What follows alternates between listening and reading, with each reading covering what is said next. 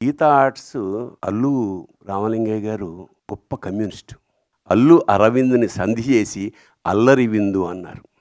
అరవింద్ గారు నాకు ఫోన్ చేసి, "ఇలాగా ఈ సినిమా అవుతుంది. దయచేసి ఖాళీగా ఉంటే మీరు ఒకసారి చూడండి." నేనే ఎందుకు చూడాలి? నమో వాసుదేవాయ.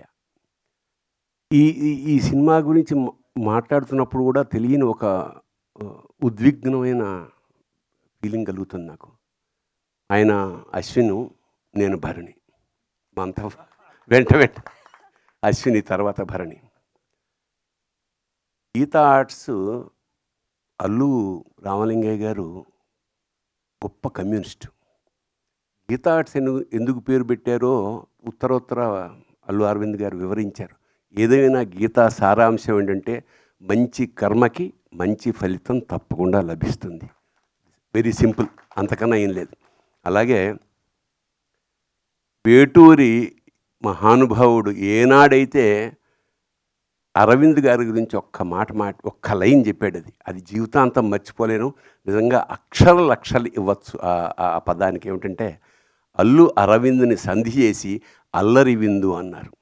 ఆయన ఎక్కడున్నా సరే మామూలు సరదాగా ఉండడానికి, అల్లరి చేయడానికి, కాకపోతే విందులాంటి అల్లరి చేయడం నిజంగా thank you so much sir.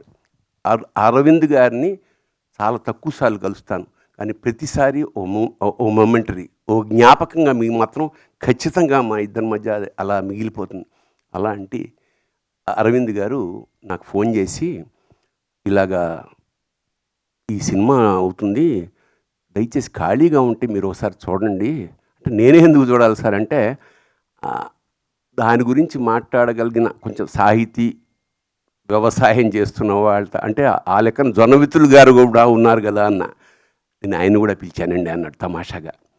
సరే, నిన్న కుటుంబ సమేతంగా మేము థియేటర్కి అల్లు అరవింద్ గారి ఏ అక్కడికే వెళ్ళి చూసాం sir. So it was not theatre sir, it was a temple yesterday. It was, I think the feeling is continuing. ఒక కూర్చున్న 5వ నిమిషానికి మేము లోపలికి వెళ్ళిపోయాం. ఏనాటి భక్త ప్రహ్లాద, ఎస్వి రంగారావు, నరసింహస్వామి, ఆ రోజారమణి, జీవము నీవే కదా అన్న పాట అక్కడ మొదలైపోయింది. నాకు అలా వస్తూనే ఉంది ఒక్కొక్క సీను.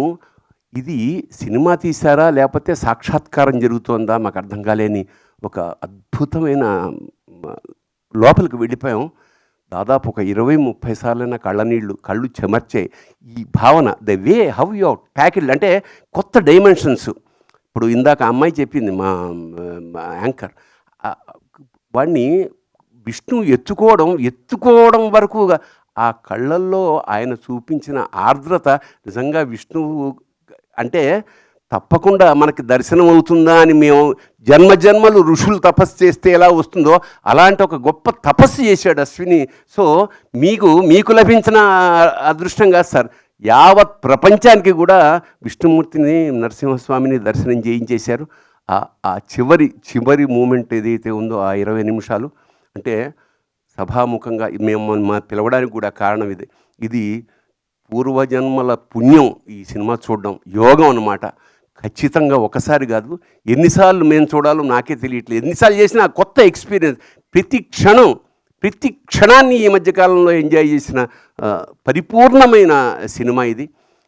ఆ గ్రాఫిక్స్, జనరల్గా ఏమిటంటే గ్రాఫిక్స్లో చాలా రకాల లోపాలు ఉంటాయి, కానీ ఇక్కడ ఏమంటే ఆ భావాలతోటి, వాళ్ళ కదలికలతోటి, ఆ డీటెయిల్స్ తోటి, ఆ కళ్ళల్లో ఉండే కరుణతోటి మొత్తం కబ్జా చేసేసారు మా మనస్సులు, హృదయాలు ద్రవించేసాయి. ఇంకా చివరికి ఇది మహావతారం ఎందుకని పెట్టారా, అవతారమే కదా అంటే, నిజంగా అంత పెద్ద నారసింహుణ్ణి నా జీవితంలో చూశారు. గాను స్క్రీన్ అంతా నిండిపోయి విశ్వరూప సందర్శనం ఏకకాలంలో ఎలా జరిగితే ఎలా ఒళ్ళు గగరు పుడుతుందో అలా ఒక ఉద్వేగానికి లోనైపోయాం. నిజంగా ఇది రసాత్మకం, కళాత్మకం.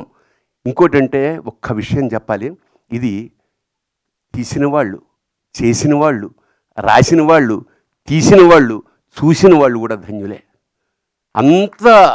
అంత గొప్ప అనుభూతిని కలగజేసినగా సార్. నిజంగా ఎప్పుడో తప్ప సినిమాలకి వెళ్ళమండి, ఏదో రెగ్యులర్గా అదే వృత్తి కదా, పెద్ద సినిమా ఏం చూస్తాను అన్న అంటే మిఠాయి కొట్టువాడు మిఠాయికి షాపు తిన్నట్టు. బట్ నిన్న వెళ్ళకపోయి ఉంటే మా జీవితంలో చాలా కోల్పోయి ఉండేవాళ్ళమేమో అనిపిస్తుంది. తప్పకుండా మళ్ళా చూడాలా.